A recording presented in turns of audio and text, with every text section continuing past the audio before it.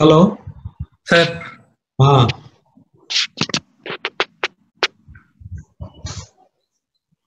Hello. Hello sir.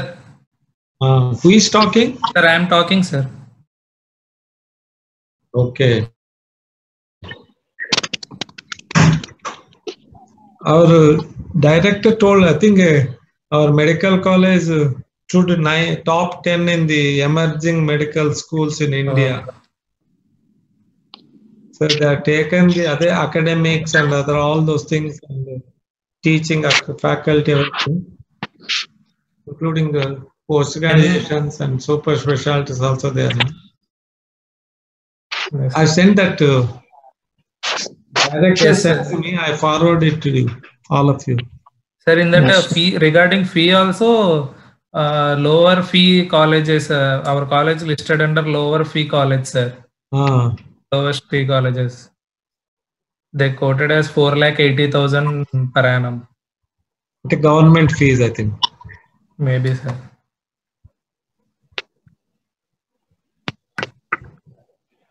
But originally they are charging much, sir.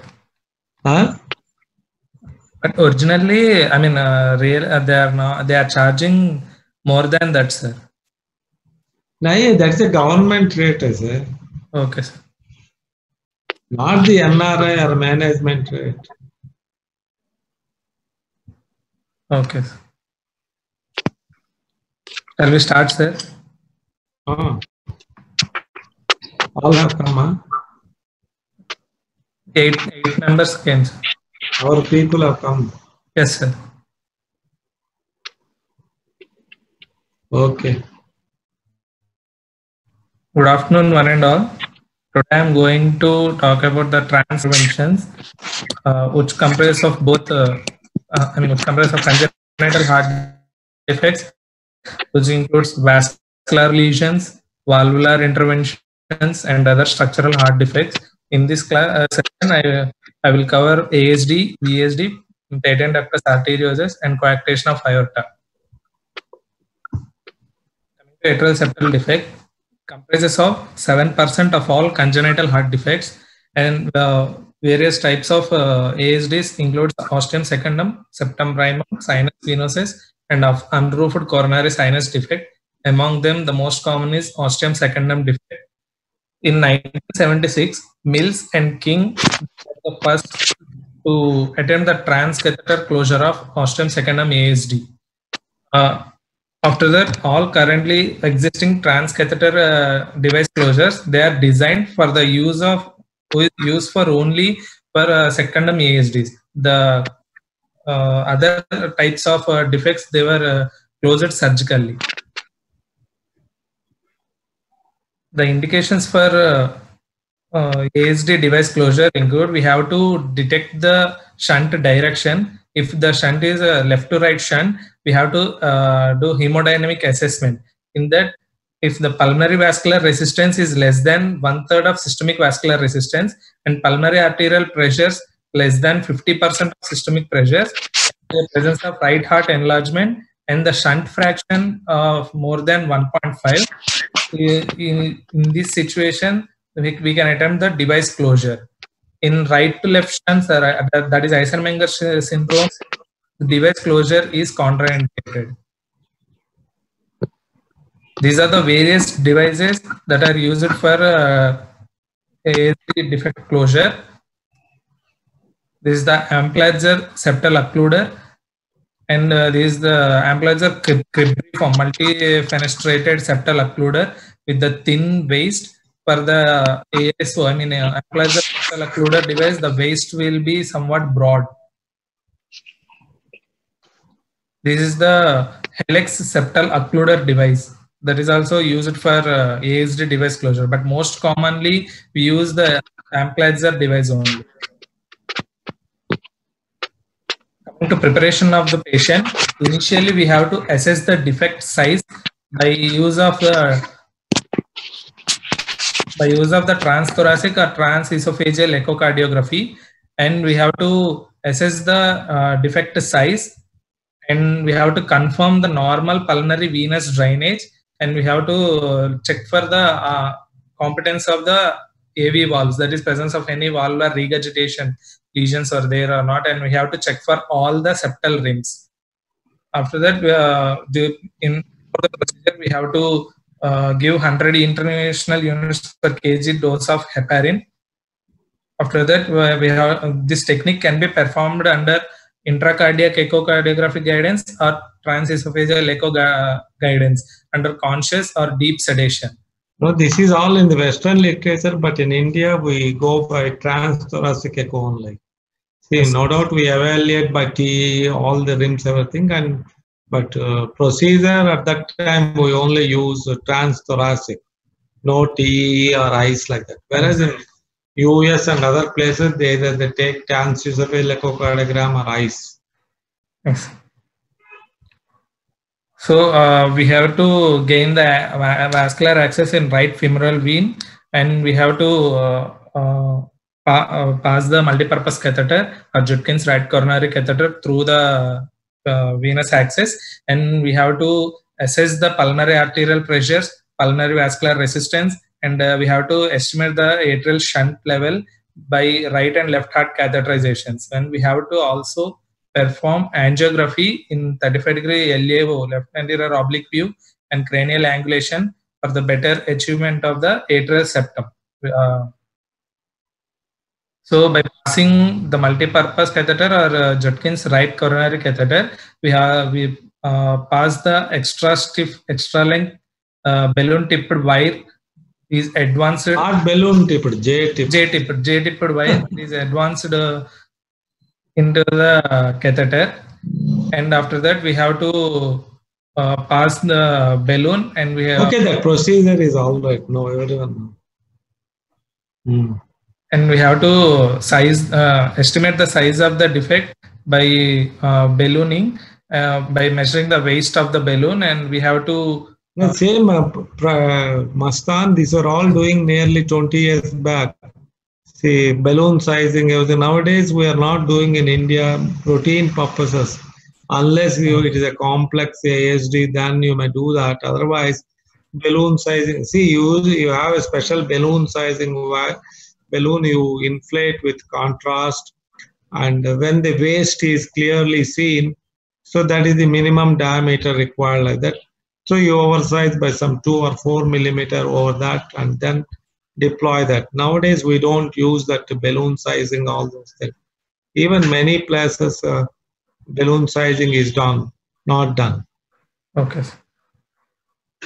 And we have to assess the defect size by transesophageal echo, and we have to add the 25% to the maximum diameter that attained by the echocardiography. And, before device closing, we have to do the test occlusion of the. I think this wedge pressure measurements, all those things are in elderly people. Yes, in people like that, we never do all those things because we go by if there is no structural abnormal of the left heart. See, if the patients who are having significant moderate PAH and sometimes you feel that there's a bidirectional shunt like that.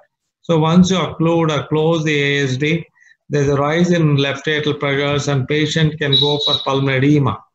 So that is the patients where you are doing for 40 years, 50 years people, and where there's a moderate pH is there. Also they have hypertension or other problems which are causing increase in LV diastolic pressure. There you have this catheterization, and actually you have to give, so you do a trial balloon occlusion and see what are the left atrial pressures, all those things, but we don't do it. That requires only in 1 or 2% of patients if you are doing especially elderly age group patients. Okay. If the increase in left atrial pressure is less than 5 mm of Hg, it is acceptable. If it is more than 10 mm of Hg, we have to avoid the occlusion of septal defect. After that, the delivery sheath is placed over the guide wire into the left upper pulmonary vein, and both the dilator and the guide wire, they gently removed, and the device is then screwed. I mean, the preparation of the device should be done during this time. We have to screw it on the delivery cable, and we have to load it under water seal and flush with the warm saline. His amplifiers are septal occluder device. We have to flush it with the warm saline, and we have to prepare and load the device in the underwater seal. The screwing of the device to the delivery cable.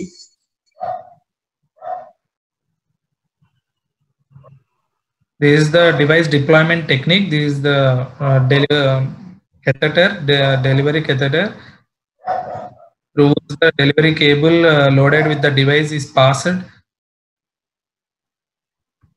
and we have to deploy the device in this manner. Here, the device is pushed forward onto the delivery sheath under fluoroscopic guidance until the tip of sheath is reached, and the whole assembly is pulled back until the tip of delivery sheath exits the mouth of the pulmonary vein, and the delivery sheath is pulled back while fixing the delivery cable to deploy the device. During the deployment, we have to check for the position, orientation, and alignment of the device along with any residual shunt present or not. Once alignment appears suitable, we have to deploy the waist also, which allows the self-centering, and the whole assembly is pulled back against the septum. So finally with conclusion of no residual shunts, no structural damage, we have to deploy the device in counterclockwise rotation of the delivery cable.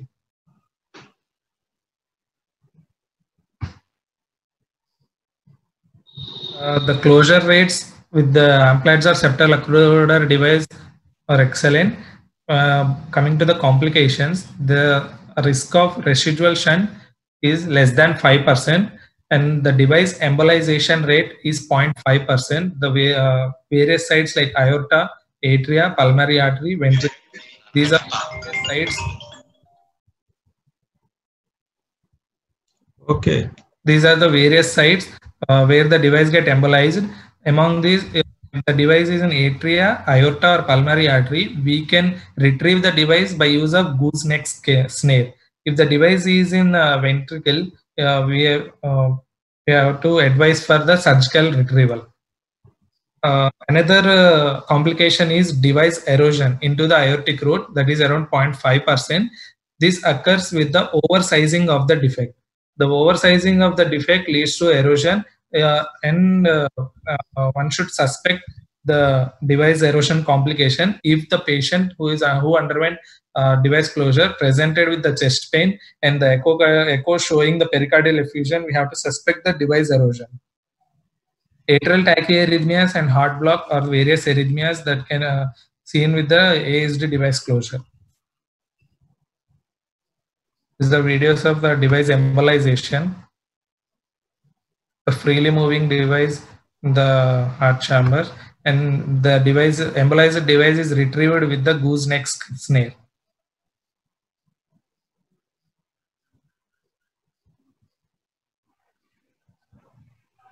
Coming to VSD, ASD actually straight for large ASDs require little technical skills, all those things.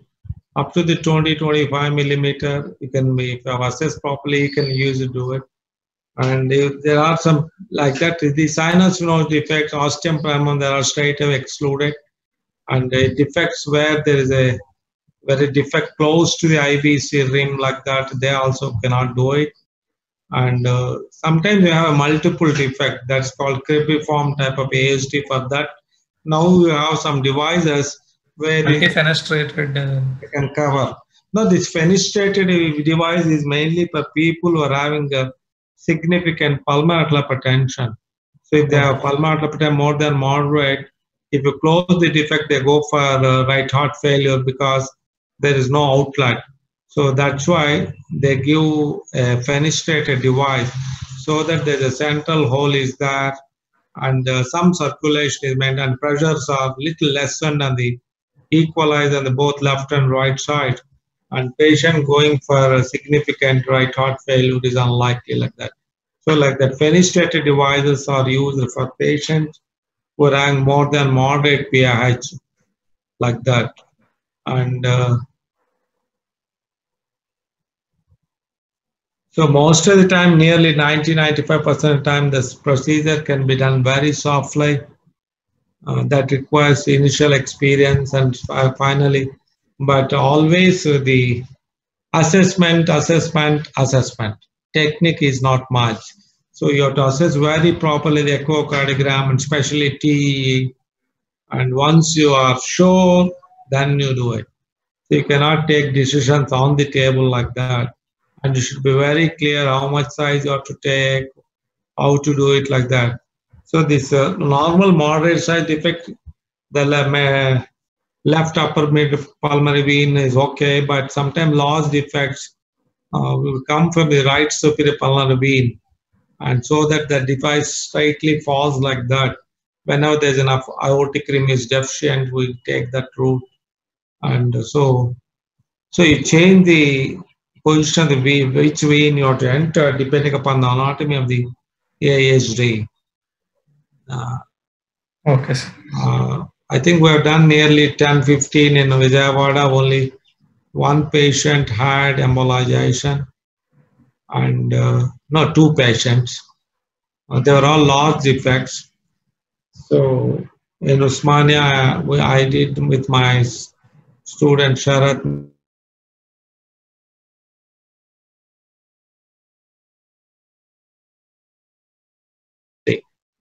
Which I was not too sure, but people said we'll go ahead, and we did it, implanted well, but within a few minutes it embolized, came back to right atrium.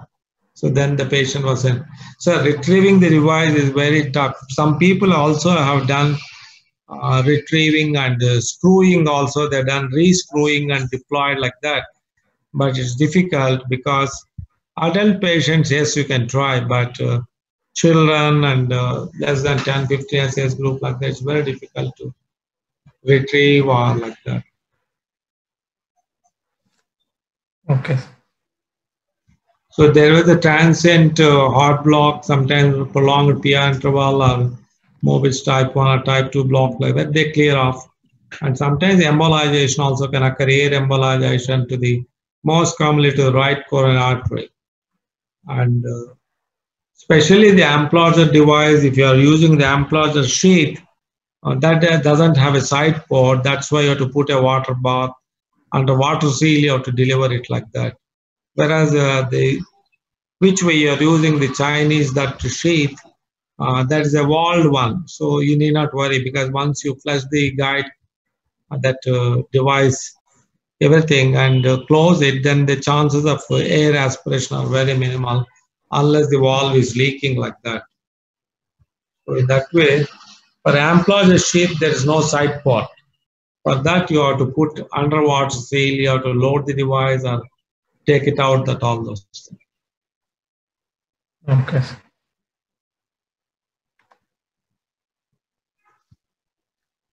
Coming to VSD, in 1987, Dr. James Locke used the clamp. Locke, not James, I think. Okay. James, huh? Sir, it's given as James Locke, sir. Huh? James Locke, sir. It's given as Dr. James Locke.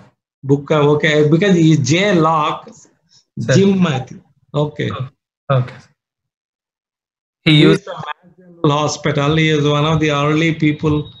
Actually, first ASD device was done by Dr. Khan from Hopkins University, KAH and Khan, in 1982. He was the first one did, and then Locke was the one who popularized it by doing these device closures and mitral balloon also. So he's a pediatric cardiologist. Subsequently, other people took over. Okay. He used the clamshell device to close the ventricular septal device percutaneously. Initially, these ventricular septal devices, they cause volume overload to the left heart and hemodynamic impact. It is directly related to the size of the shunt defect and afterload to the ventricles. The classification of VSD 4 types: subarterial, perimembranous, inlet, and muscular. Among these, the device closures is, feasible for most commonly muscular, and in some cases perimembranous variety. The indications for device closure were if the presence of left to right shunt, if the shunt fraction is more than 1.5, with pulmonary arterial pressures less than 50% of the systemic pressures, and pulmonary vascular resistance less than 1/3 of the systemic resistance, then we can advise the device closure. It's a class 1 indication. If the pressures are more than the systemic pressures and presence of progressive AR, we can also advise for device closure in such patients, but it's a class 2 indication, class 2A indication. Various devices were Amplatzer device for closure of muscular VSD, and VSD can be closed with the duct occluder 2 device, CardioSeal devices. Among these, most commonly used is Amplatzer VSD occluder. It's also FDA approved.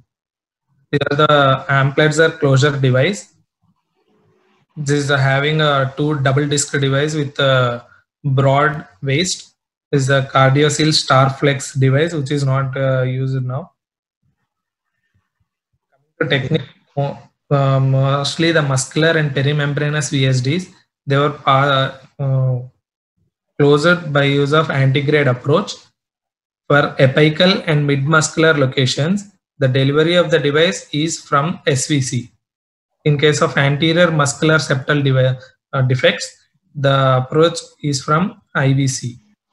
The procedure is performed under TE or transthoracic echocardiography, and initially we have to assess the hemodynamic and do left ventricular angiography for assessment of the defect. You put that. See, this is very important. See, for the muscular locations, we can do for actually from SVC like that. You deliver many of the VSDs because the alignment and the coaxially it will be there, because from JVP jugular it will go to right atrium, and so in that way that's one. Whereas nowadays you can do through left ventricle, you cross the defect, and that is same antegrade approach. You can do that for a perimembranous VSDs, and for muscular defects again either most commonly either antegrade approach or a retrograde approach. But retrograde approach probably you have to snare the wire, all those things are there. Yes. Actually, the technique for VSD device closure, it is a railroad technique. We have to cross the left ventricle with the help of Judkins right coronary catheter, and we have to advance the exchange length guide wire. We have to cross the defect from the left ventricle into the right ventricle, and we have to exteriorize this guide wire with the help of gooseneck snare, either from SVC or pulmonary arteries, and we have to exteriorize it through the femoral vein or internal jugular vein. We have to bring that guide wire outside, and after that we have to advance the long delivery sheath through the venous access into the defect and into the left ventricle. And the loading of the device, it is similar to the ASD device. This is the device closure technique. Here we have to initially pass the pigtail catheter for angiographic assessment of the defect size, and after that we have to. This is a muscular VSD, probably 8 millimeter or less than 1 centimeter, like that. So this is not difficult. You can see clearly the borders are there. Yes, septum, the lucens is very clearly identified, and this defect is there. Yes, so this should not be a problem for closure. Sir, we have to pass the guide wire from the femoral artery, and we have to enter the left ventricle, and we have to cross the defect from the left ventricle into the right ventricle, and we have to snare the guide wire, and we have to exteriorize it to the femoral vein. After that, we have to pass the delivery sheath through the venous access into the left ventricle, and we have to advance the delivery cable loaded with the device into the delivery sheath into the left ventricle. After that, we have to open the device. We have to start the deployment of the device. During that, we have to check for the angiographic assessment for presence of any residual shunt. In case if there is no residual shunt, after confirmation of that, we have to deploy the entire device in this manner.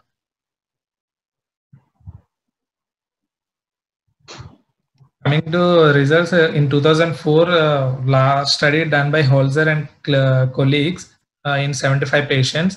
In this study, they noted that the closure rate at 12 months of follow-up, it is around 92%, with a lower closure rates immediately after the device deployment. But the complication were seen in 39% of the patients, and mortality rate is around 2.6%. Contraindications to the device closure in VSD were overriding of aorta, so inless VSD, presence of significant aortic regurgitation, prolapse of aortic cusp, subaortic and subpulmonic stenosis, and Eisenmenger syndrome. Coming to complications, the device embolization and complete heart block that comprises of around 2 to 5%. It is mostly with the implantation of membranous VSD occluded. Presence of development of neovalvular regurgitation. In infants and patients with weight less than 10 kg, the procedure-related complications were reduced if we use the perventricular approach. Is the approach, surgical approach, where there is no need of any cardiopulmonary bypass. Coming to PSD, that is congenital, but also sometimes in acute MI, acute septal VSDs, they have done some, but results are not very good. Nearly there's more than 50% of the mortality. The patients are cardiogenic shock. The septum is very friable. The employed strip wire cuts through the septum, and as you increase the device size, it will go on. So it's one of the technically not this. So it's a very highly tough case. So actually 1 or 2 cases we did in Hyderabad, but the patient lived for 2-3 days and they collapsed like that. But in Vijayawada, we did 2 patients. One was in our Pinnamaneni and one was within Capital, myself and Bhopal. So they were all post-MI-VSDs, but they were of the first patient was nearly 6 to 8 weeks old and he was in a gross right heart failure. So we controlled the right heart failure. Then I said, once we close, the rims were very good. It was a nearly 10 or 12 millimeter defect. Most of the time, ventral septal defects are in the apical portion where the junction of the IV, right ventricle and left ventricle, that portion of the septum, you are the commonest defect. Some patients may have in the muscular portion. So this was both the case. One was in the muscular and the other patient was in the apical portion. For that, I crossed through the right side only immediately, and once manipulated the wire to go to the descending thoracic aorta. Then I did not do any snaring or anything. And see, the main point is you should have stability to the wire to support to pass the sheath. So once that, always in the descending thoracic aorta, stability is good. So we deployed both cases. We went through mostly from jugular because the alignment is good with that. So both were did. That patient improved remarkably. Heart failure improved and moderate pH became mild pH, and he went home. I don't know whether it's coming for follow-up or not. And Bhopal's hospital also we did, and that patient also did well like that. That was only 5 or 6 days old like that. But that was a muscular one, so that's no problem. okay. So changing mainly the children and adults doing VSD is a tough thing because in the membranous defects, muscular defects, yes, you can do it, but membranous defects, see, there should be minimum some septum just below the aortic wall. If it's very close, then you are damaging the right coronary cusp and causing AR or erosions. All those things are there, and even the stability for the device is not there. And in our Medicity, our colleagues, they did 2 patients antegradally. They put a VSD device is costly. They did a PDA device they implanted. So the little oversize of the PDA device so that it snugly fits into the septum so that it will not embolize.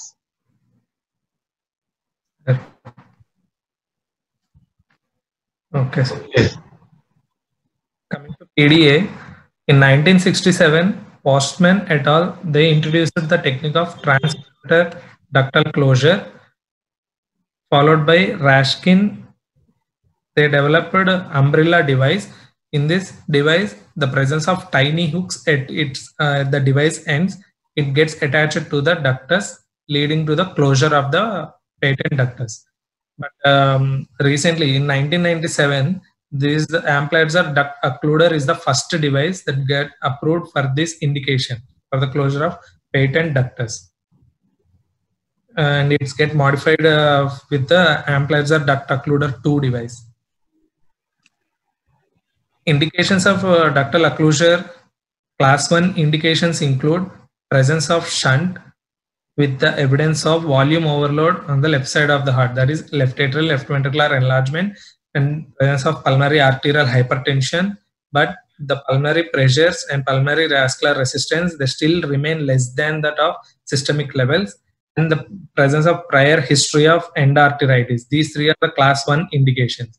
In patients with severe pulmonary arterial hypertension, the duct can still be closed if the shunt remains, the shunt fraction remains greater than 1.5:1, or the pulmonary arterial pressures can be reduced, can get reduced with the vasodilator therapy or by the balloon occlusion at the time of cardiac catheterization. In these situations also we can do the ductal closure, but it's a class 2A indication. These are the various devices. Initially, the coils were used for the defect sizes less than 3 millimeters, and in even 5 also you can use. Okay. Coils are available up to 3 millimeter, 5 millimeter size like that. Okay. So that's not a large defects also. Sometimes that into 2-3 coils you put it and occlude it like that, large duct. So I think I did some 3 or 4 patients coil occlusion of the PDA in the beginning before the Amplatzer devices came. So coil is the same thing. You take it there, you position it just exactly at the duct level by looking at the angiogram, everything, and then release the coil. So that coil will expand, spring-like thing. So it will expand and adhere to the. So it, after some time, the coil, because of that, the clot formation and fibrosis will occur. So sometimes if the coil is not that, you may put another coil like that. And sometimes if you are not sizing properly, the coil may embolize the pulmonary artery or back into the aorta like that. So these devices, the coils, can be used in the infants and or neonates. If the PDA size is between 3 to 12 millimeters, then we can use Amplatzer duct occluder and ADO2 duct occluder 2 device. For occlusion of long tubular ducts, we can use Amplatzer vascular plug. These are the various devices for closure of the patent ductus arteriosus. Is Amplatzer duct occluder single disc device. This is the commonly we use like that. Only one disc on the left aortic side. Yes. This is the waste which snugly fits into the duct. Whereas this ADO2 devices means you have 2 flaps, especially when there is a significant pH, large ducts more than 8 or 10 millimeter like that. These are the just like ASD only, but ASD, the left atrial disc is bigger than the right atrial disc. Here they are equal. These are the coils for the closure of patent ductus, flipper coil and target coil.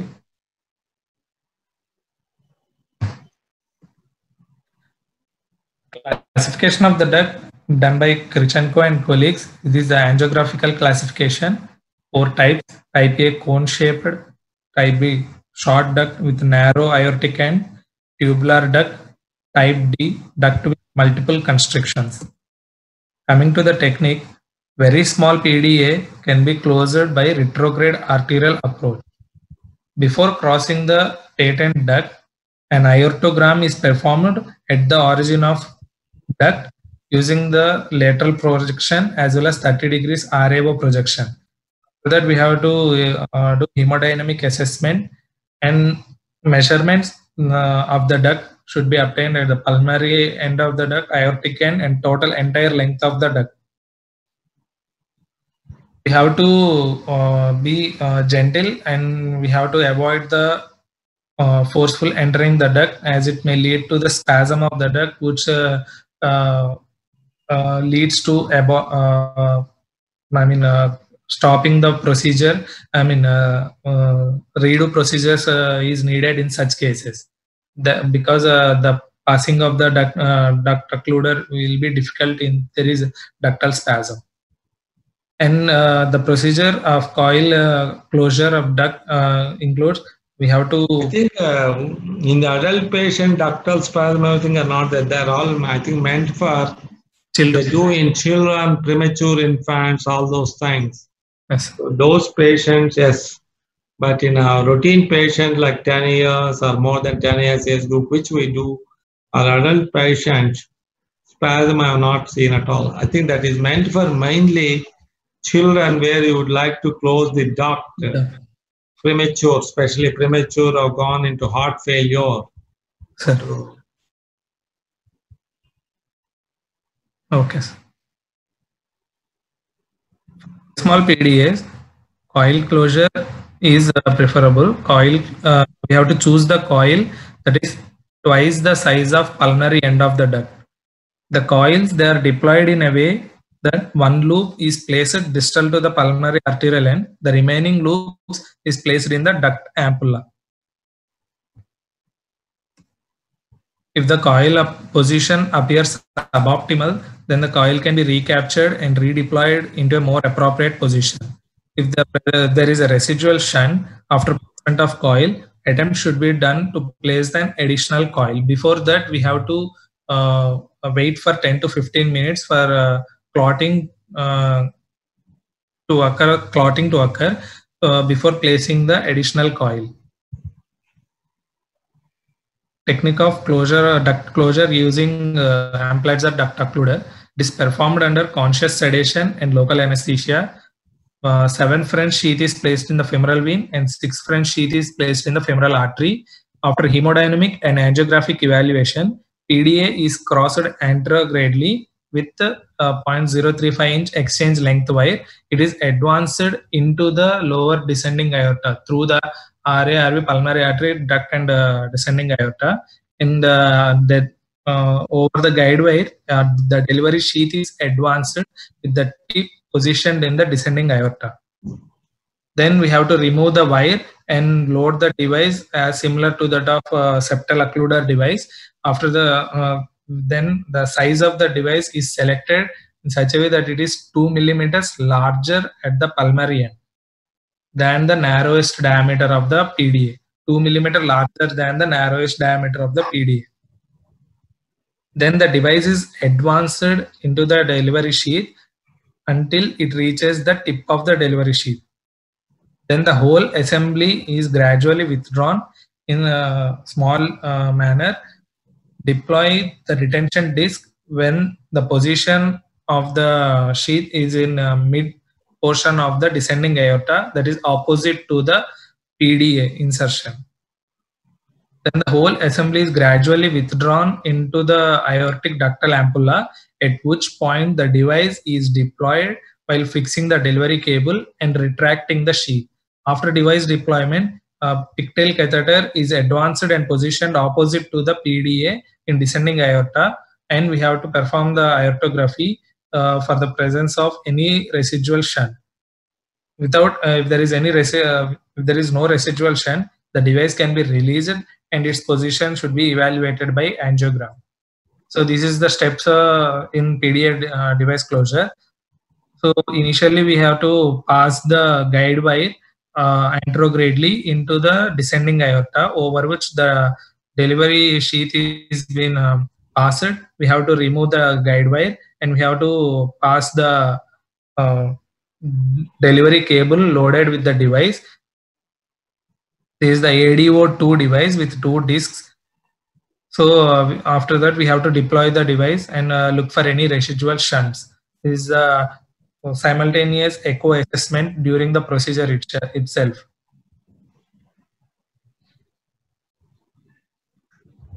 The Patel and colleagues in 99, they have implanted coils in 149 patients. With the coils, the closure rate is 97% and the rate of coil migration is 4%. Embolization rate is 1%. And Pass and colleagues, they implanted ADO in 484 patients. Among them, the closure rate is 94% and the device embolization rate is rare, that is in 2 patients.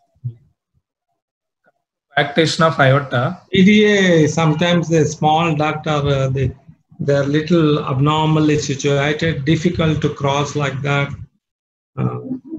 See, during training and subsequently first 5 years of qualification, most of the work was valvular and kind of pediatric cardiology. So at that time, we were very skilled to how to cross the duct, all those things. So sometimes large ducts, you think that is, large duct is very difficult to cross. So repeatedly it will go into the pulmonary arteries. You have to see that it has to go to the descending thoracic aorta. So that's one of the things. Those patients, sometimes you come through the aorta and enter the pulmonary artery like that. They do. Some people have done like that. But then you have to again retrieve the wire. All those things are there. So, so sometimes you have to manipulate with the wire and see that. And previously catheterization like that, now it's not necessary, but you have to see that the wire goes below the diaphragm, because sometimes when it enters the left pulmonary artery, it will go up to the lung and you feel that it is a duct. No. So unless the wire crosses the diaphragm, below the diaphragm, you see. So previously we used to catheterize at that time. So you feed the catheter, then take the pressure. It should show an aortic pressure and sample should be 98 degrees. Then only you are sure that you are in the descending aorta. Because I've seen in the initial stages, some people have went into the left pulmonary artery and they said duct, and the surgeon found that there's no duct like that. These are all things that happened in the initial stages when imaging was not there. Now we have echo, all those things. Otherwise, you don't know, only clinical diagnosis and then you do to the cath. And so in that way, and even how the catheter forms a loop, all those things were all discussed like that. But now the problem is there, but still rarely it happens. You enter the left pulmonary artery, you think that you cross the duct, but not. So one time, one patient, there was a 10 millimeter defect duct. There was a 31-year-old gentleman. It took a lot of time, nearly 15-20 minutes to cross the duct. And in a private hospital, when I was doing, the doctor was very much worried. What something like that? No, yeah, I will not leave it. We'll do it. And finally, we did. So like that, don't assume that large ducts are easy to cross. No, they are the toughest thing. And again, the small ducts like 3 millimeter to 3 or 4 millimeter like that, those defects are also difficult to cross. Sometimes they are a little abnormally like posteriorly or little more difficult like that. So you have to be subtle and take a wire, fine wire, and try to So when you want to manipulate the wire, also wire goes repeated the right pulmonary artery. It has to go up and then descend down into this, and so it takes little patience and skill.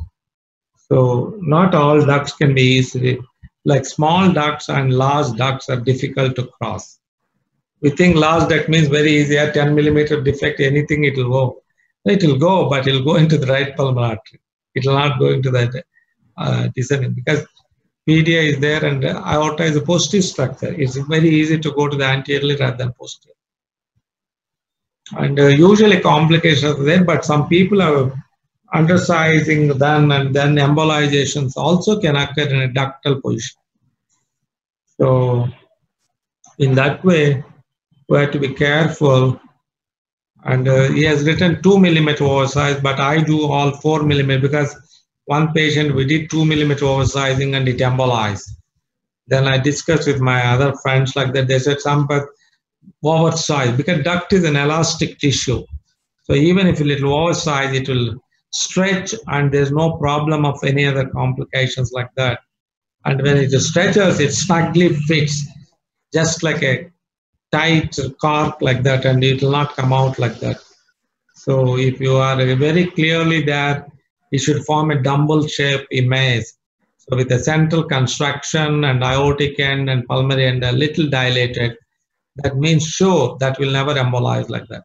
So otherwise, if you take sometime 2 millimeter or like that, so especially if the duct is more than 5 millimeter defect, then two oversizing may embolize, may not be successful like that. We had one patient like that. There was a child of 10 years old, and that was a 5 millimeter duct. I wanted to do 8 or 10. Somebody, our friend, said no, sir. Like that, we took some 7 or no, not 7. I think it was a 4 millimeter like that. So 6 millimeter like that, oversized by 1 millimeter, and it embolized into the pulmonary artery. So then they have to go for surgery and take it out like that. So that's why duct closure is simple, but assessment again, and you have to clearly assess the size both by echocardiogram and the angiogram, and clearly know you have to be very particular. We do angiogram at that time. Again, there you measure it, and but take all precautions and do it. Otherwise, if your experience is done in 10 minutes, you'll go over. Okay. I think we are done nearly 7 or 8 like that in Phennomene, PDA closures. Okay.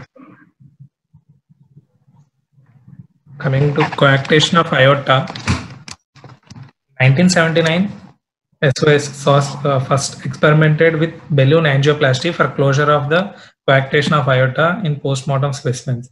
In 80s, Dr. Locke, he performed balloon angioplasty in excised coarcted segment. Later in 95, Suarez, he reported the first large series of stent implantation to treat native and recurrent coarctation in humans using PAMA stent. Indications for endovascular stent in native or recoarctation of aorta are patients with recurrent coarctation who are of sufficient size for safe stent placement in terms of height and weight, in whom the stent can be expanded to an adult size, and who have a transcatheter systolic coarctation gradient of more than 20 millimeters of mercury. And class 2A recommendations will include placement of a stent that can be expanded to an adult size for the initial treatment of native or recurrent coarctation of aorta can be done in patients with the transcatheter systolic gradient of more than 20 millimeters of mercury, with the gradient less than 20 millimeters of mercury, but with systemic hypertension associated with the anatomic narrowing of the aorta, and if presence of long segment coarctation with the systolic coarctation gradient of more than 20 millimeters of mercury. These are the situations where we can consider the endovascular stent placement. Balloon angioplasty, endovascular stenting are the two treatment modalities for coarctation of aorta. Among them, the endovascular stenting overcomes the balloon angioplasty. It is more benefitable with the endovascular stenting because the balloon angioplasty results were limited because of the elastic recoil nature of the coarcted segment. It may get collapsed with the balloon angioplasty. But as the stent device, it is rigid. The rigidity of the endovascular stent, it overcomes this problem. Along with that, the balloon angioplasty requires the degree of overexpansion of coarctation of aorta and leading to damage to the vessel walls. Endovascular stenting, it allows the dilation of the vessel wall only to desired diameter. Whereas a long segment coarctation or heart hypoplasia, in these situations, balloon angioplasty alone is not sufficient as it has a poor outcome. Coming to the technique, coarctation and adjacent aorta, they are visualized by angiography using lateral and LAO projection. With recent imaging modalities like IVUS, it also assists pre-interventional assessment of coarctation in terms of the coarcted segment above and below the coarcted segment, the nature of the vessel wall, if there is any pre-procedural damage to the intima medial layers. Balloon angioplasty. The technique of balloon angioplasty includes the balloon of same diameter as that of narrowest aortic coarcted diameter, segment diameter adjacent to the coarctation is prepared. Through that, the J or curved tip is positioned retrogradely through the coarctation around the aortic arch. And dilation balloon catheter is passed over the wire across the area of coarctation. And balloon is centered in the coarctation segment, and it is the balloon is inflated to the maximum pressure. We can repeat the inflation several times until the waste in the balloon or the pressure gradient across the coarcted segment disappears. In case of endovascular stent placement, the large sheath should be used, and the larger sheath can be placed in the artery. The goal of the procedure is to achieve reduction of pressure gradient to less than 10 millimeters of mercury or 90% or greater relief of obstruction by angiography. Only stents, that is self-expandable or balloon expandable stents that can be dilated to the full diameter of adult descending aorta are used. Primary endovascular stenting is avoided in small children because of usage of larger delivery sheaths. There may be injury to the arterial vessels and access sites.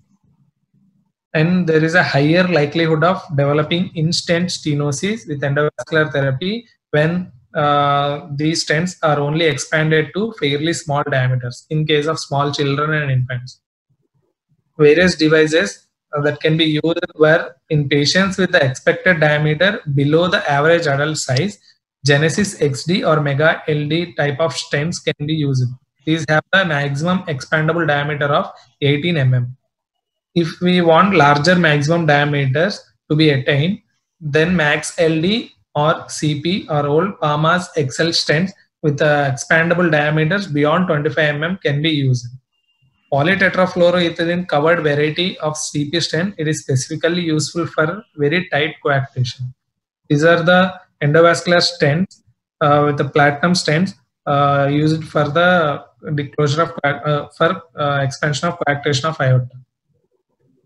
This is the technique of the coarctation of aorta. Initially, we have to pass the pigtail catheter retrogradely into the aorta through the arch of aorta. We have to perform the angiography for assessment of the coarctation, and we also need to estimate the size of the coarcted segment based on the isthmus. I mean, based on the distance between these 2 points, which is equal to 10 millimeters. After that, we have to, this is the picture showing the expansion of coarcted segment with endovascular stent. Is the coarcted segment, descending aorta and the arch of aorta, which is expanded with the endovascular stent. The results of... how do you size it, Mastan? Sir, with the help of pigtail catheter. Which size you have to deploy? Say you have shown that angiogram, but how do you select the size? Based on the distance between these 2 points, we have no distance. Length is not a problem. the width or diameter. See, actually, we cannot equate with the post-stenotic dilatation. That's a very large one like that. So usually the thing is 3 times the maximum of the coax segment. So if the coax segment is now 3 or 4 millimeter, you can go up to 12 millimeter like that. So not more than that. If you go to 18 or 20, there's a dissection and perforation, all those things like that. So normally the rule is you go 3 times the isthmus or the narrowest portion like that. But if you're doing a covered stent, yes, you can do a little bigger size, because nowadays they're putting covered stents. So in the covered stents, the leak, all those problems are avoided. So but covered stents are very costly and bulky like that. So in that way, so routinely we have done few cases of coarctation and Pharma stent was used. So they come, free stents will come and we have to load it to a balloon, then deploy it. The problem is sometimes as they're passing through the coax segment, the stent may deploy, it may come out, all those problems there, but you have to be careful. But now you have the regular balloon. So always balloon mounted stents are preferable for coarctation, because if they're self-expanding, they slip over like that. So that's why for a coarctation, balloon expandable stents are preferred, and you have to take 3 times the size of the isthmic portion or whatever the narrowest segment. And post-stenotic dilatation, you should not take the criteria to determine the size. Okay, sir. I think I've done some 4 or 5 patients, and I think Usma in Pinnamne also we did one coarctation or thoracic like that obstruction. That was a stent was done. That was a simple case. See, there's not a technique is not there much. The only thing is, again, as I said, see the pediatric interventions, except you're doing in a very sick patient, all these things, the technique is not very much. Assessment and spending time, that is more important rather than just going. You see, anybody can go and push a wire and thread it and pull it. That's not the problem. Okay.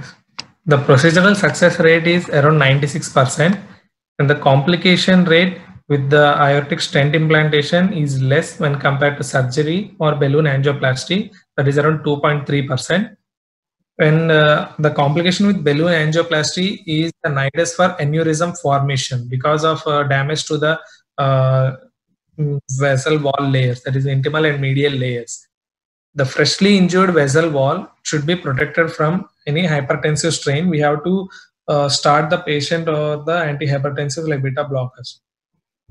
During the follow-up period, 6 to 12 months after the procedure, we have to check for any aneurysm formation with the help of CT scan or MRI scan. Thank you. Okay, good. Probably Mastan has not seen at all, and things, so it will be difficult for him to talk all this intervention. People witnessed like that. If they have taken that, probably it would have been easy for them. You know, nice presentation, Mastan. There are a lot of practical things are there. Some of the things I told, but most of them you learn by as you're assisting and you're doing it like that. And over a period of time, you know why are the faults, everything like that. So pediatric interventions are, no, we are doing all not pediatric age group, but most of them patients are more than 5 years age group like that. I think only one patient I did, I think, Pinnamaneni, 2 years or 3 years boy, duct closure was done like that. So, no, not duct, I think duct only. And one ASD we did for some 6 or 7 years boy. That was a small ASD, 10 millimeter defect, so there was no problem. It was a central defect, so you need not go any pulmonary vein, go. Just I think some 12 or 14 size, 12 size we took it, and it was a simple, straightforward like that. So most important is, so you spend more time in seeing the patient, assessing them, and assessing the echocardiogram. You have to do yourself as go and assess like that rather than by report. Okay, if you have somebody there, the recording should be there. You have to review that record, especially T in ASD defect. Otherwise, problems can occur. But initially, we can assist, and after some time, we can start doing with the when somebody is able to guide you like that. So now, myself, see, we never had a proctor, anybody like that. I read and I thought over everything, and then see, first closure I did in Usmania was PDA closure, and she brought it, and Padma Reddy, she was the representative, she brought that. Sir, can I call Dr. This man? What is that? Radhakrishnan. Radhakrishnan is a pediatric cardiologist. He was trained in AIIMS and now he's in Escorts. He's my good friend. He's younger to me. He was a professor and then took retirement, went for practice. So he's a good. So he said, Kalna, not necessary Radhakrishna, I know well. I think duct I can close because I crossed so many ducts. Nearly 50 ducts I would have crossed when I was in my DM student desk. So no problem, I did it. Then she said, sir, it's amazing. I never thought that. Now it's easy. Once you cross the duct, procedure is nothing like that. So in that way, if you have some experience, it will be little easy and take off from there. And even ASD also, first 1 or 2 patients we called Nageshwara, so that my idea was I can do it, but if some problem occurs, that will spread it to the entire city and they will think that they're doing all this inhuman practice like that. So, and after third time when I wanted to call, if Beard funnily said, no, I'm busy, although then my student Anuj said, we'll do it now. Yes, Anuj, we'll go ahead. And we started doing, and we did not call anybody like that. See, as you do, so that depends upon the assisting person. So especially after Anuj, we did some 5 or 10 patients. Then when Sharath Reddy came, he took a lot of interest. He studied a lot of literature. He used to do a very meticulous TE. Still, I can't forget. And he used to record, then both of us to sit, study, what are the rims, everything, then plan. So then it will become easy like that. So you have to build up these interventions over a period of time with meticulous carefulness, because no, our patients are poor, but poor patients, you cannot take them to this one and cause them problems. So that way, the patient safety is the priority. And if you feel that it's difficult, better to back out rather than pursue with that and then finally getting into problems like that. So any intervention, over a period of time, you learn by looking at it. By distant looking, you will not learn. You have to be closely. That's why whenever you are assisting like that, just you watch and just stand behind Karthik or somebody and watching. That will not help. I said you have to assist, then you are closely watching that and that. But I don't know. So many times I'm told, but you are not changed. I said, okay, leave it. See, I told sister also. I told, please, sister, don't assist. Let them do it. But you fold your hands and then stand behind and observe it. See, observing from our lobby like that is different from observing as a first assistant. Some of the finer things like that, you don't know. See, when some total block was done by the Daggupati, I was just stood behind him. I am observing is how he is manipulating the wire, all those things. Otherwise, you know, okay, you think that you manipulate the wire, but you will not be able to do a good job like that. Okay, Mastan. Any doubts, clarifications? Some of the practical things I've told as we're discussing like that, but once you start doing, patient safety is the top criteria. You have to keep it in mind always. Especially you don't think that our poor patients are guinea pigs like that. Never should have that idea. Okay. In Pinamna also you get low strata, low middle class and all those things. Nah? If some problems come, we tell them and they accept like that. But we don't have the right to do whatever you want. And another thing is, don't do any procedure intervention for sake of learning. As it is done, you learn. Sir, no, I have not done this, sir. I have done. No, that should not be the spirit. As you are treating the patient, you do it, but not as an experiment. Anything, it may be a simple catheterization or an angiogram or an intervention. Okay, sir.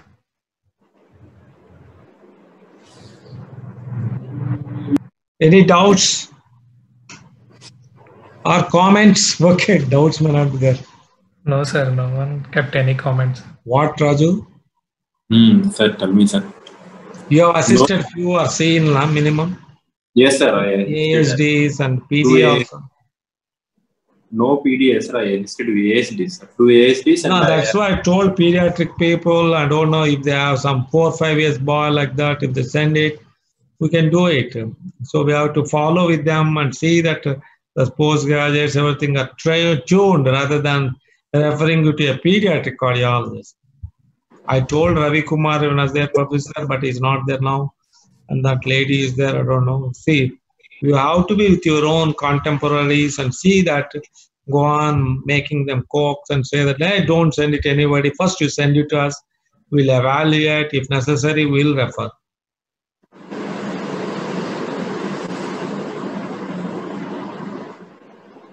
Oh. How many attended? 8 members, sir. Okay. These NRI people are not coming, huh? For them, till 5 o'clock, they have OPD, sir. Okay. In the OPD, I'll say they can have a laptop and see. Yes, sir. I don't think 5 o'clock will be busy like that OP. Especially with the COVID time now.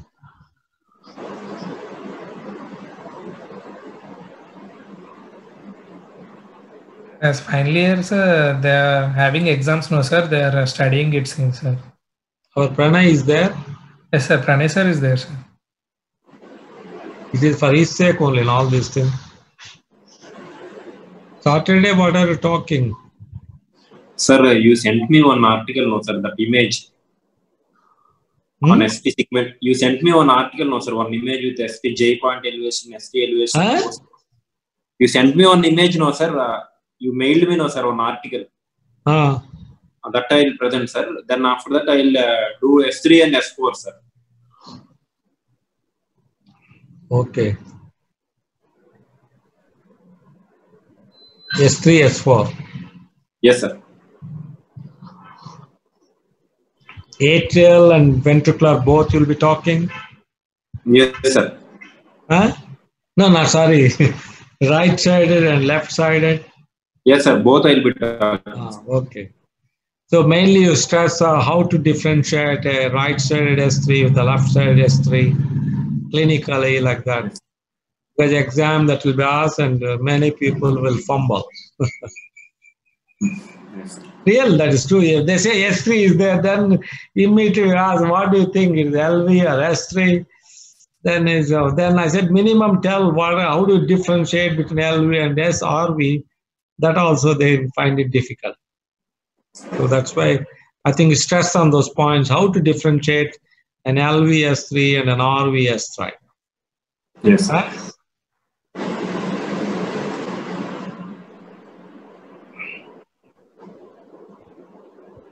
Just for we hear only one. Left-sided one we don't know now. Only right-sided one we hear. Eh? Yes, sir.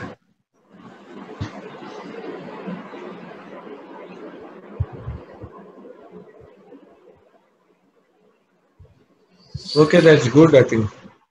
I think that audio, those things, I think you take it not necessary. For MBBS students, you require that. Yes, sir. Last time it was little tricky and not able to do some recordings, video recordings of. If you have you check 2-3 times, it is very coming clearly. You put it. Otherwise, clinical points. No, Raja, I'm telling these things happen. Yes, sir. I don't know that JPEG big. So many formats are there, and when it will play, when it will not play.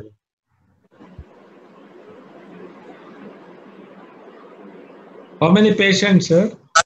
250, sir. 254. 250. Yes, sir. Every day minimum 25 admissions in night, sir. 25 admissions in day. Discharges? Discharges, half of them are getting discharged, sir. Around 10 to 15 discharges per day. I think 6 months we may not be able to open the hospital. Yes, sir. Yesterday I went to emergency. It was pathetic, sir. Huh? Yesterday I went to ER and first floor, sir. It was pathetic situation there. We had around 6 patients on ventilator, sir, out of which one expired today morning. And 2 more are, I think they will expire, sir, maybe by tomorrow morning. And we had around 34 patients on oxygen, sir. Young people or around 20 people are young people, sir. Huh? 20 are young. No, sick patients. Yes, sir, they are sick, sir. Huh? Yes, sir, they are sick patients only, sir. So young age is not a guarantee. No, sir. No, people sir. are begging like anything, sir, for everyone. Huh? The minute we go inside, they will completely fumble and they will be begging for please connect oxygen. Huh? They are very much dyspneic, sir.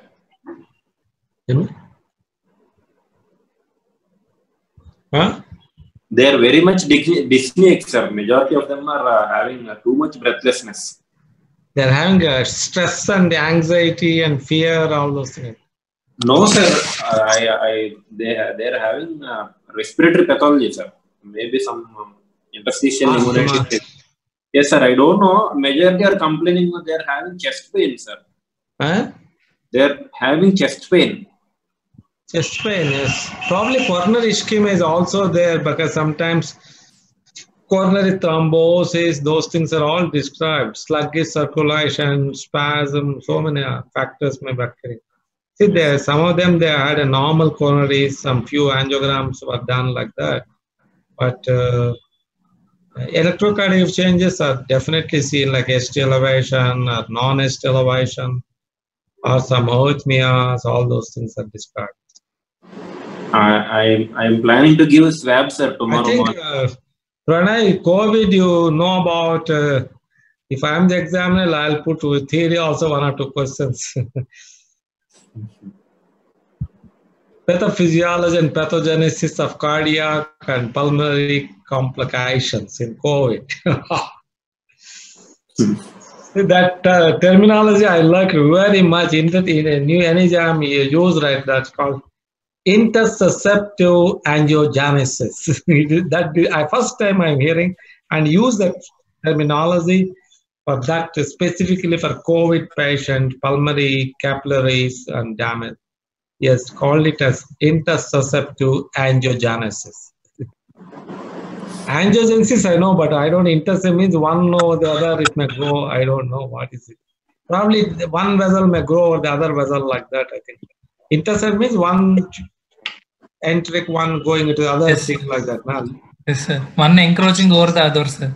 so probably capillaries may be forming like that. Instead of forming collaterals, they may go growing one over the other, I think.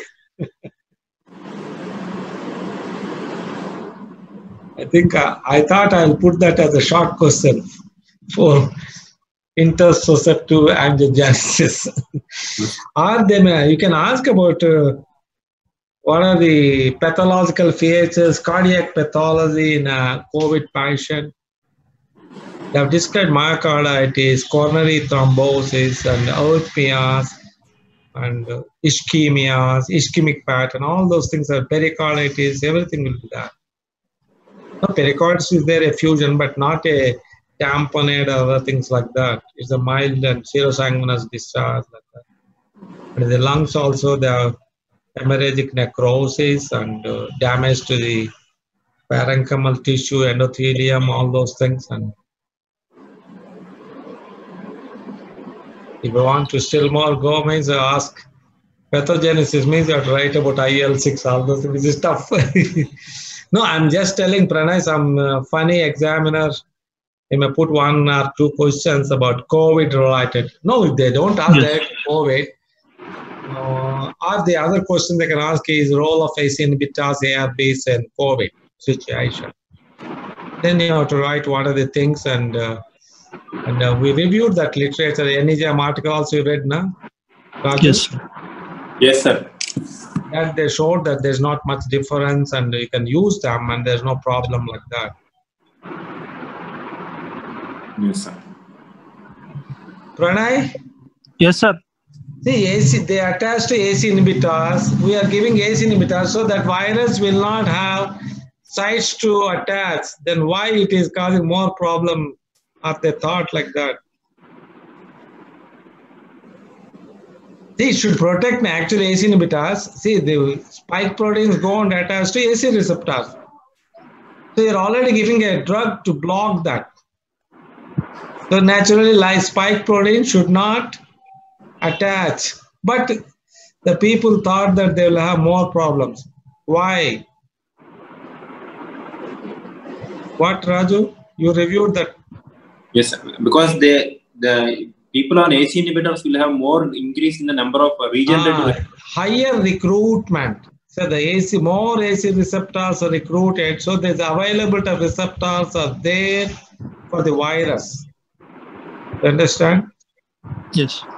So because the patient is blocked, we are blocking, body would like to restore them.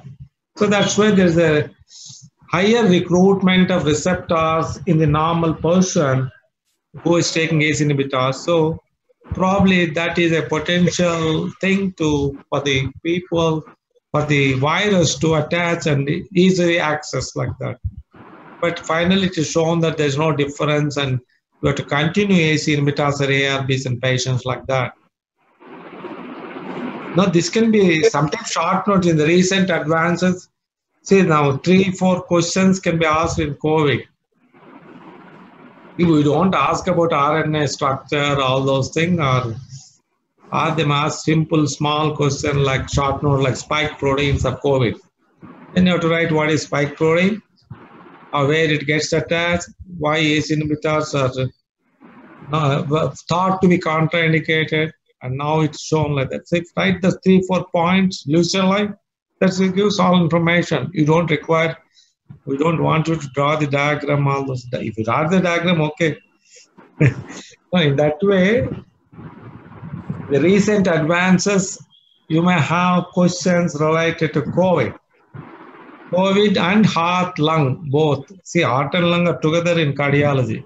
They are not separate. Yes. We don't go to kidney, all those things. For nephrology, they ask about manifestation, the kidney, all those things. There was a CPC very well discussed about the clinical situation of nephrology, Raju? Yes, sir. COVID patient who had a significant renal dysfunction. He was on this one, dialysis. What is that called? Slow dialysis. Finally, he came out of that as episode like that. Then he discussed very nicely about renal changes, glomeruli, how they're affected, all those things. That you may not necessarily but you should know about the pathology of the lung, heart, and what are the clinical manifestations like that. And there are so many things. Some people are giving thrombolytic drugs, some people are giving antiplatelet drugs, some people are giving other drugs. Why they are giving thrombolytic? They found microthrombi in the pulmonary capillary. So you think thrombolytic, then there will be more ventilation, perfusion, all those things like that. Huh? Okay, Pranay. Okay. Some of the things we have done seminars like that, and you can take those articles which are published in NEJM and make a small note. These are the 4 or 5 topics I given. Yes. If they ask me to set up the paper, I'll put it. Yes. Really? That shows that you are knowing about the other society, what is happening, what is that, all those things. Yes. You don't agree? Yes. Huh? Yes, sir. We should ask. No, just I'm hinting you. Some people like me may put a questions like that. With these 4 or 5 topics, we study and make a small note of half a page. That is enough. Yes. Or Viva they ask also.